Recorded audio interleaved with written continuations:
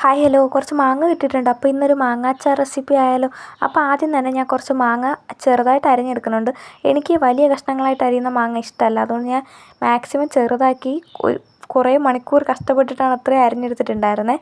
അപ്പോൾ മൊത്തം മാങ്ങ അരിഞ്ഞെടുത്തിട്ടുണ്ട്. അപ്പോൾ ഇനി ഒരു പാനിലോട്ട് കുറച്ച് എണ്ണ ഒഴിച്ച് കടുക് പൊട്ടിച്ചെടുക്കുന്നുണ്ട്.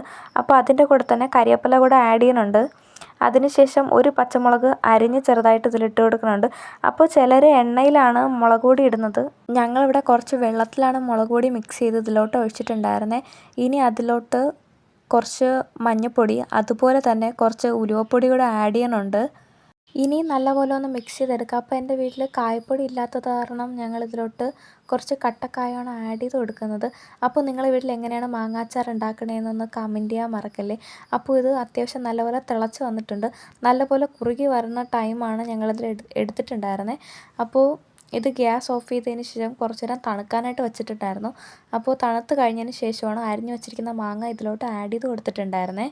അപ്പോൾ നിങ്ങൾക്ക് ഏത് അച്ചാറാണ് ഏറ്റവും കൂടുതൽ ഇഷ്ടമെന്നൊന്ന് കമൻറ്റ് ചെയ്യണം. എനിക്ക് മാങ്ങ അച്ചാർ എല്ലാ അച്ചാറും ഇഷ്ടമാണ്. വീട്ടിലുണ്ടാക്കണ നാരങ്ങ അച്ചാർ മാത്രമേ ഞാൻ കഴിക്കാറില്ല, അത് കുറച്ച് കയ്പ്പാണ്. അപ്പോൾ കടയിലുണ്ടാക്കണ നാരങ്ങ അച്ചാർ കഴിക്കാറുണ്ട്. അപ്പോൾ ഇത് നല്ലപോലെ ഒന്ന് മിക്സ് ചെയ്തെടുക്കുക.